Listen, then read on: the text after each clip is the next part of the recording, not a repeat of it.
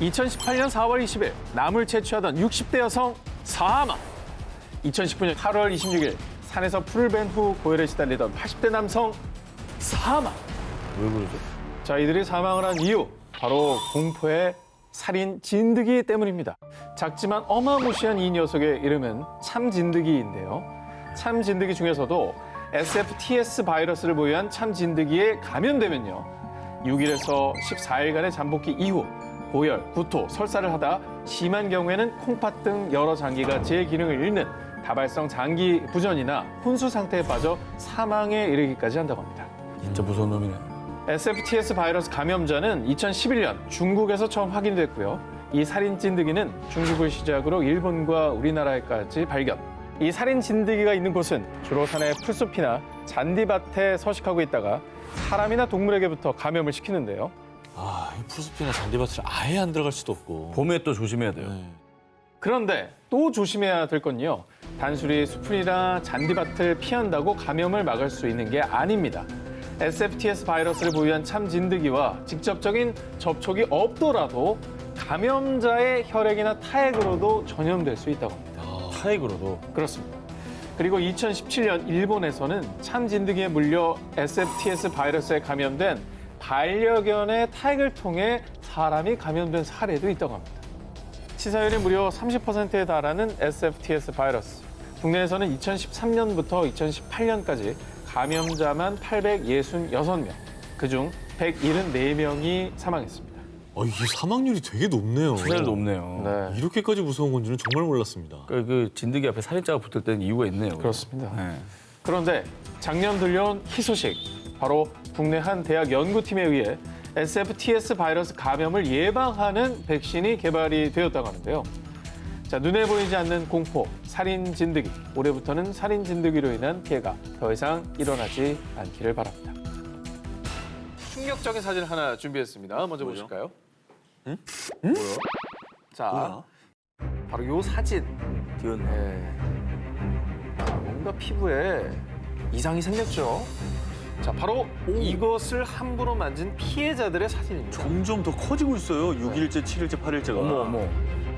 한 번 만지기만 해도 이렇게, 아니 살짝 스치기만 해도 끔찍한 상처를 남기는 이것의 정체, 바로 꽃입니다. 꽃? 꽃이 저렇게 독이 있는 게 있어요? 처음 이 꽃의 정체를 두고 SNS에서 피해를 입었다는 증언들이 삽시간에 퍼지면서 등산객들에게 큰 공포심을 안겨준 건데요. 자, 이 무시무시한 괴담꽃의 정체, 바로 자이언트 하귀드라는 꽃입니다. 자, 이 꽃 약 2에서 6m까지 자라고요. 긴 꽃대 하얀 꽃잎들이 특징인데요. 실제로 이 식물의 수액 속에 있는 퓨라노 큐머린이라는 성분이 스치기만 해도 피부에 큰 수포와 화상, 그리고 실명의 위험까지 있는 독성 물질이라고 합니다. 어우, 이쁘게 생겼는데. 그렇습니다. 그리고 실제로도 해외에선 어른아이 할 것 없이 자이언트 하귀들 때문에 피해가 넘쳐나고 있어서요. 일명 악마의 꽃으로 불리며 저 꽃만 따로 제거하는 전담반을 두고 있을 정도라고 합니다. 와, 위험하네. 정말 절대 가면 안 되겠네요. 그렇습니다. 자, 그리고 이런 무시무시한 괴담은 한국까지 건너와 걷잡을 수 없는 두려움을 퍼뜨린 겁니다. 실제로 국립수목원에 어디에서 자이언트 하귀들을 봤다, 확인해 주셔라 하는 문의가 잇따랐다고 합니다. 자, 이 사진들이 일단 한국에서 발견된 꽃이거든요. 저거 아니에요? 아까 그거? 당장 없애야 되는 거 아닙니까? 우리도 방역 출동해야 되는 거 아니에요? 그러면? 네, 그래서 국립수목원에서 외래 식물들에 대한 분포 조사를 실시했는데요. 그 결과, 자, 일단 결론부터 말씀을 드리면 안심은 하실 수 좋습니다. 자, 아니구나. 우리나라에 이 자이언트 하귀는 자생하지 않는 것으로 밝혀졌고요. 참고로 저 사진의 저 꽃은 약초로 널리 쓰이는 어수리 꽃이라고 합니다. 하지만 워낙 외래 어종 또 외래 식물들이 국내에 점점 퍼지고 있다 보니까 무조건 마음을 놓고 안심할 수는 없습니다. 네. 그러니까 혹시라도 의심이 간다면 곧바로 국공립수목원과 환경부에 신고를 하시면 되겠습니다. 이라크 전쟁을 배경으로 한 미국 드라마 제너레이션 K를 보면요. 한 신병이 배가 고픈 상사에게 사탕을 하나 주는데요. 이 사탕을 내미는 순간 가루가 되도록 까입니다. this vehicle again. 또 길가에 포장도 뜯지 않은 사탕이 한 무더기 버려져 있는 것을 보고 미군들은 마치 지뢰라도 밟은 것처럼 경악을 금치 못하죠. 대체 저 사탕이 뭐길래 군인들이 저리도 떠는 걸까요? 궁금하시죠? 바로 그 이유는 저 사탕이 미군용 식량에 들어있는 참땡 캔디의 저주인데요. 그 내용이 상당히 구체적입니다. 첫 번째, 참땡 캔디를 가지고 탑승 장비에 타면 그 탑승 장비는 어떤 이유로든지 반드시 부서진다. 두 번째, 참땡 캔디의 포장을 벗기는 순간 교전이 일어난다. 어머나. 끝으로 만약 임무 중 참땡 캔디를 먹으면 죽는다. 이 해병대원들 사이에서 이 괴담을 그냥 흘려듣지 못하는 이유는 이 사탕에 얽힌 풍문이 한두 개가 아니기 때문입니다. 이라크전 당시 참땡 캔디를 먹으며 헬기를 조종하던 조종사가 헬기 잔해와 함께 시신으로 발견됐다. 한 병장은 저주를 믿지 않고 임무 중 참땡 캔디를 먹었는데 소대원 8명이 전부 부상을 입었다. 등등 이 참땡 캔디에 얽힌 수많은 소문이 미 해병대를 공포로 몰아넣고 있고요. 참고로 한 언론은 이라크전 당시 병사들이 저주에도 아랑곳하지 않고 참땡 캔디를 먹었다는 내용의 기사를 싣기도 했는데요.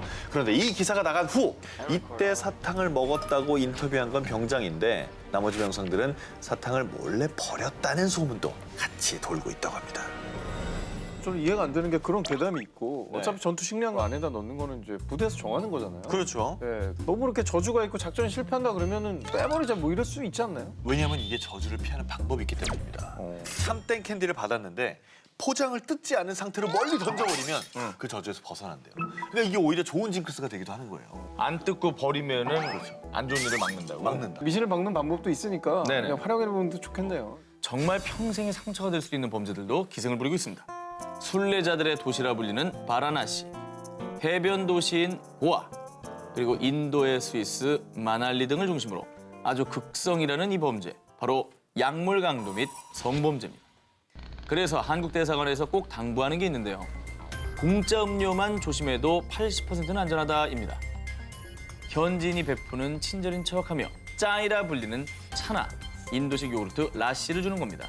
이 음료는 그냥 음료가 아닙니다. 수면제나 마취제를 탄 음료인데요.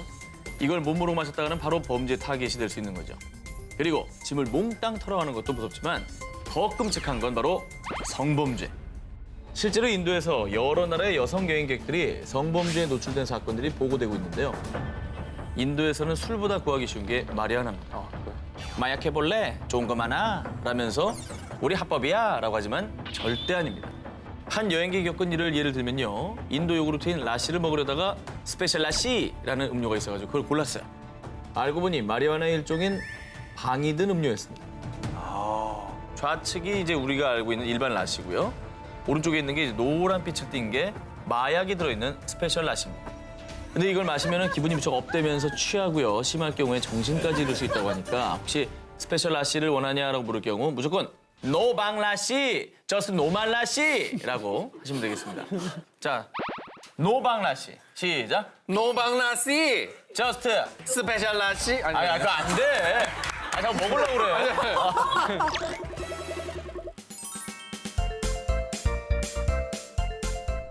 매년 10월 찾아오는 전 세계 아이들의 축제 할로윈. 귀여운 괴물로 분장한 아이들이 집집마다 돌아다니며 사탕과 초콜릿을 선물 받는 날이죠.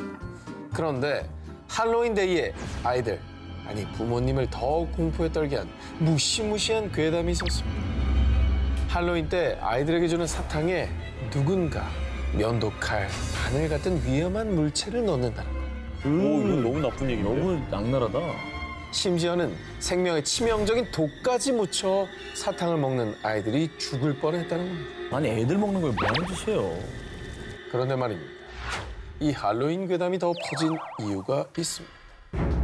아이들 사탕에 독을 넣었다는 괴담이 실제로 있었던 실화이기 때문입니다. 와, 실화야 이게. 100% 괴담은 아니었고. 1974년 미국 텍사스주 8살 꼬마 티모시는 할로윈을 맞아 잔뜩 들떠 있었습니다. 아빠, 저 친구들하고 사탕 받으러 갔다 올게요. 그래. 이건 아빠가 만든 거니까 가져가서 친구들이랑 꼭 나눠 먹으렴. 티모시는 아빠가 준 사탕을 친구들에게 나눠주고 함께 이웃집을 찾아다녔습니다. 그리고 그날 저녁 티모시는 잔뜩 쌓인 사탕들을 마음껏 먹었죠.